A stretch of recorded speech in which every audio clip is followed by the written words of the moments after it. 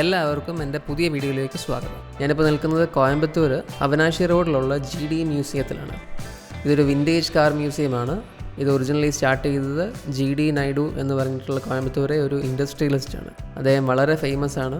അദ്ദേഹത്തിൻ്റെ പേരിൽ ഇവിടെ ഒരു സയൻസ് മ്യൂസിയം ഉണ്ട്. പക്ഷേ ഞാനിന്ന് വിൻറ്റേജ് കാർ മ്യൂസിയത്തിൽ മാത്രമേ കയറുന്നുള്ളൂ. കാർ മ്യൂസിയം മാത്രമാണ് പോകുന്നുണ്ടെങ്കിൽ പെർ ഹെഡ് 125 ആണ്. ടിക്കറ്റ് കൗണ്ടറിൽ നിന്ന് നമ്മൾ നേരെ മ്യൂസിയത്തിലേക്ക് പോകുമ്പോൾ ആദ്യം ഇങ്ങനൊരു ഹാളിലാണ് ചെല്ലുന്നത്. അവിടെ മെറ്റലിൻ്റെ പല ലെയേഴ്സ് കൊണ്ട് GD നായിഡുവിൻ്റെ ഒരു സ്കൾപ്ചർ പോലെ ചെയ്തേക്കുന്നത് നമുക്ക് കാണാം. നമ്മളിവിടെ മുതൽ മ്യൂസിയത്തിനകത്തേക്ക് കയറുകയാണ്. പ്രധാനപ്പെട്ട ഒരു കാര്യം എന്താണെന്ന് വെച്ച് കഴിഞ്ഞാൽ ഈ മ്യൂസിയം ഇൻഫർമേഷൻ കൊണ്ടും വിഷ്വൽ ട്രീറ്റ് കൊണ്ടും വളരെയധികം ഇമ്പോർട്ടൻസ് അർഹിക്കുന്ന ഒരു സ്ഥലമാണ്. GD നായിഡു എത്രത്തോളം പ്രധാനപ്പെട്ട ആളായിരുന്നു എന്നുള്ളത് മനസ്സിലാക്കാൻ വേണ്ടിയിട്ട് അദ്ദേഹത്തെക്കുറിച്ചുള്ള ഡോക്യുമെൻ്ററി ലിങ്ക് ഞാൻ ഡിസ്ക്രിപ്ഷനിൽ കൊടുക്കുന്നുണ്ട്. അദ്ദേഹത്തെക്കുറിച്ച് കൂടുതൽ മനസ്സിലാക്കുക എന്നുള്ളത് വളരെ ഇൻട്രസ്റ്റിംഗ് ആയിട്ടുള്ള കാര്യമായിരിക്കും. ഒട്ടും എക്സ്പെക്റ്റ് ചെയ്യാത്ത വളരെ ഇൻഫ്ലുവൻഷ്യൽ ആയിട്ടുള്ള ആൾക്കാരിലൂടെയാണ് ആ ഡോക്യുമെൻ്ററി പോയത്. എക്സാമ്പിൾ പറയുകയാണെന്നുണ്ടെങ്കിൽ Mahatma Gandhiji, Adolf Hitler, CV Raman, അങ്ങനെ പലരും. അദ്ദേഹത്തെ ഇന്ത്യയുടെ എഡിസണായിട്ടാണ് കൺസിഡർ ചെയ്യുന്നത്. കോയമ്പത്തൂർ ഇൻഡസ്ട്രിയലൈസേഷന് വളരെ പേരുകേട്ട സ്ഥലമാണ്. അതിൽ വളരെ ഇൻസ്പയറിംഗ് ആയിട്ടുള്ളൊരു പങ്ക് ഇദ്ദേഹത്തിനുമുണ്ട്. ഇനി നമുക്ക് തിരിച്ച് വിൻറ്റേജ് കാർ മ്യൂസിയത്തിൻ്റെ വിഷ്വൽസിലേക്ക് പോകാം. ഇതിലേറ്റവും ഇഷ്ടപ്പെട്ട വണ്ടി ഏതാണെന്നുള്ളത് കമൻറ്റ് ബോക്സിൽ ഷെയർ ചെയ്യാൻ മറക്കരുത്. എൻ്റെ പേഴ്സണൽ ഫേവറേറ്റ് മൈസൂർ നമ്പർ 7 എന്ന് പറഞ്ഞ വണ്ടിയായിരുന്നു. കാണാൻ തന്നെ ഭയങ്കര ഭംഗിയായിരുന്നു, ഭയങ്കര വലുപ്പമായിരുന്നു.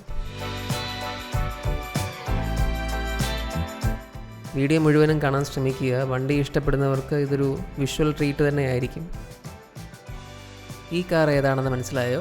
ഇതാണ് പടയപ്പ മൂവിയിൽ നീലാംബരി വന്നിറങ്ങുന്ന കാർ. രജനീകാന്തിൻ്റെ ഇൻട്രോ ഓർക്കുമ്പോൾ ഇപ്പോഴും എനിക്ക് ഗൂസ് ബംസ് വരും.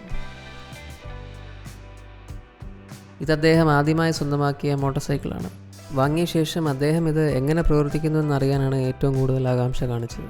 ആളുകൾക്ക് കണ്ട് മനസ്സിലാക്കാനും വായിച്ച് മനസ്സിലാക്കാനും വേണ്ടി ഇവിടെ എൻജിൻ്റെ പാർട്സുകളാണെങ്കിലും എൻജിനാണെങ്കിലും അതിൻ്റെ ഡിസ്ക്രിപ്ഷനും എല്ലാം തന്നെ ഇവിടെ കൊടുത്തിട്ടുണ്ട്. ചുറ്റി നടന്ന് മുഴുവൻ കാണാനാണെന്നുണ്ടെങ്കിൽ നല്ലതുപോലെ ഉണ്ട്. വണ്ടികൾ ഇഷ്ടമുള്ളവർക്ക് അവിടുന്ന് വരാനേ തോന്നില്ല.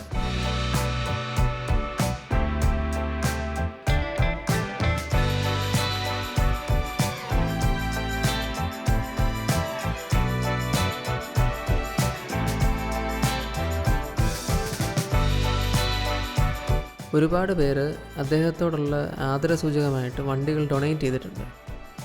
അതെല്ലാം ഇവിടെ സുരക്ഷിതമായി വൃത്തിയായി ഇപ്പോഴും നോക്കുന്നുണ്ട്. ഇതിൻ്റെ എല്ലാം ക്രെഡിറ്റ്സ് അദ്ദേഹത്തിൻ്റെ മകനും കൊച്ചുമകനും ഉള്ളതാണെന്ന് ഞാൻ വിശ്വസിക്കുന്നു. വണ്ടികൾ ഡിസ്പ്ലേ ചെയ്തേക്കുന്നതിൻ്റെ ബാക്കിലാണെങ്കിലും തൂണുകളിലാണെങ്കിലും എവിടെയൊക്കെ വളരെ നീറ്റായിട്ട് ഡിസ്ക്രിപ്ഷൻ കൊടുക്കാൻ പറ്റുമോ അവിടെ എല്ലാം സ്പേസ് നല്ലപോലെ യൂട്ടിലൈസ് ചെയ്ത് മാക്സിമം ഇൻഫർമേഷൻ കൊടുക്കാനായിട്ട് ഇവർ ശ്രദ്ധിച്ചിട്ടുണ്ട്. അത്രയധികം കാര്യങ്ങൾ ഇവർക്ക് നമ്മളോട് പറയാനുണ്ട്. ഈ ഹോൾ മ്യൂസിയം എങ്ങനെയാണ് അറേഞ്ച് ചെയ്തേക്കുന്നതെന്ന് വെച്ച് കഴിഞ്ഞാൽ വലിയൊരു ബിൽഡിങ്ങിൻ്റെ അണ്ടർഗ്രൗണ്ട് പാർക്കിങ്ങിലാണ് ഫോറിൻ കാർസ് എല്ലാം തന്നെ ഡിസ്പ്ലേ ചെയ്തിരിക്കുന്നത്. അതിൻ്റെ ഫസ്റ്റ് ഫ്ലോറിലാണ് കംപ്ലീറ്റ് ആയിട്ടും ഇന്ത്യൻ കാർസ് ഡിസ്പ്ലേ ചെയ്തിരിക്കുന്നത്. ഇത്രയും പഴയ വണ്ടികളും അതിൻ്റെ കറക്റ്റായിട്ടുള്ള ഇൻഫർമേഷൻസും ഇവരെങ്ങനെ സോഴ്സ് ചെയ്തു എന്നുള്ളൊരു അത്ഭുതം നമുക്ക് വരും. ഞാനിങ്ങനെ നടന്ന് നോക്കിക്കൊണ്ടിരിക്കുക മിനി കൂപ്പറിൻ്റെ സെക്ഷനിൽ പഴയൊരു അഡ്വർടൈസ്മെൻറ്റ് ഇവിടെ പ്ലേ ചെയ്തേക്കുന്നത് കാണാം. അത് കണ്ട് നമ്മളങ്ങ് ഇരുന്ന് പോകും.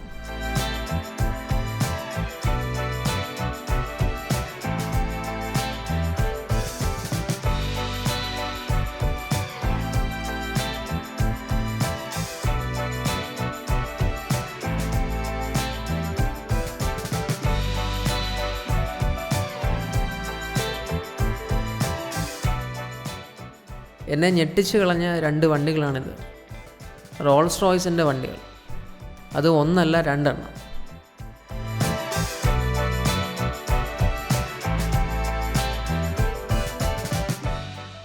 ഓരോ വണ്ടികളുടെയും ഡീറ്റെയിലിംഗ് വളരെ നന്നായിട്ടാണ് ചെയ്തേക്കുന്നത്.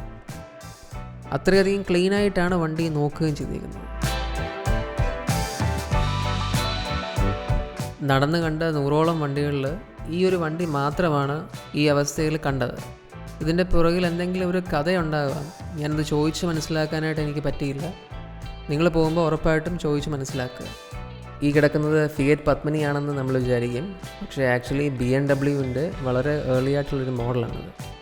എന്തൊരു ക്യൂട്ടായിട്ടുള്ള മോഡൽസായത്. ഇത്രയും ക്യൂട്ട്നെസ് കൊണ്ടുവരാൻ പറ്റുമെന്ന് ഞാൻ വിചാരിച്ചില്ല.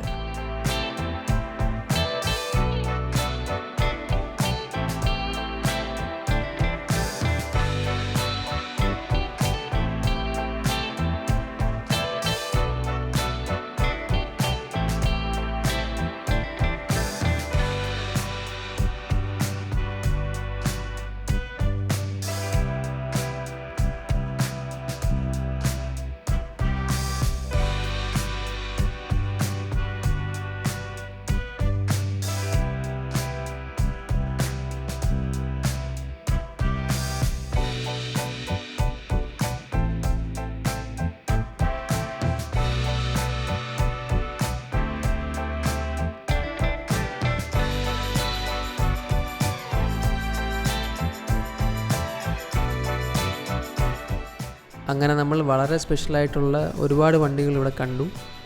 ഇനി നമ്മൾ പോകുന്നത് ഇന്ത്യൻ സെക്ഷനിലേക്കാണ്. ഇന്ത്യക്ക് ഇൻഡിപെൻഡൻസ് കിട്ടിക്കഴിഞ്ഞ് ഇന്ത്യയിൽ അവൈലബിൾ ആയിട്ടുള്ള വണ്ടികളാണ് നമ്മളിനി കാണാൻ പോകുന്നത്.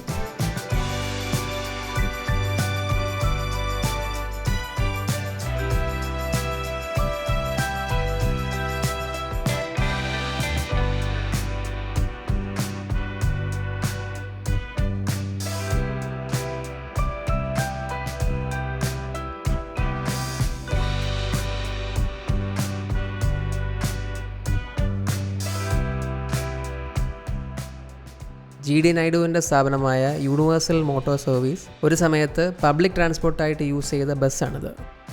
തമിഴ്നാടിൻ്റെ പല ഭാഗങ്ങളിലായി യൂണിവേഴ്സൽ മോട്ടോർ സർവീസിന് 600ഓളം വണ്ടികൾ പബ്ലിക് ട്രാൻസ്പോർട്ടായി സർവീസ് നടത്തുന്നുണ്ടായിരുന്നു. സെക്കൻഡ് വേൾഡ് വാർ കഴിഞ്ഞ സമയം ഓൾ ഓവർ ദ വേൾഡ് ഫ്യൂവലിന് ക്ഷാമം ഉണ്ടായി. തമിഴ്നാട്ടിലാണെങ്കിൽ ആ സമയത്ത് റേഷനായിട്ടായിരുന്നു ഫ്യൂവൽ കിട്ടിക്കൊണ്ടിരുന്നത്. അദ്ദേഹത്തിൻ്റെ കയ്യിലുണ്ടായിരുന്ന 600-ൽ 200ഓളം ബസ്സുകൾ അദ്ദേഹം വുഡ് ഗ്യാസ് ടെക്നോളജിയിലേക്ക് കൺവേർട്ട് ചെയ്തു. അതായത് ഗ്യാസിൽ ഓടുന്ന വണ്ടികൾ.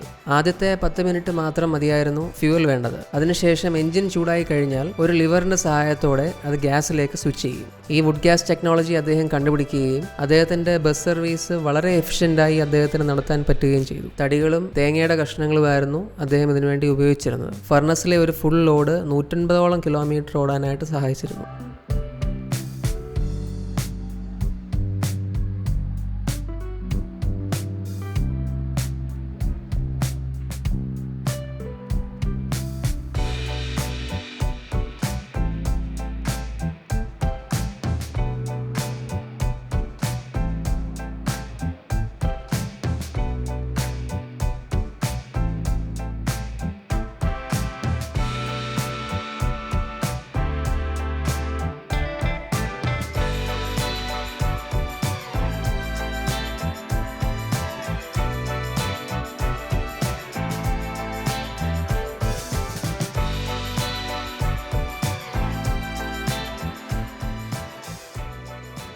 അങ്ങനെ ഒരുപാട് നേരം മ്യൂസിയത്തിനകത്ത് ഞാൻ സ്പെൻഡ് ചെയ്തു.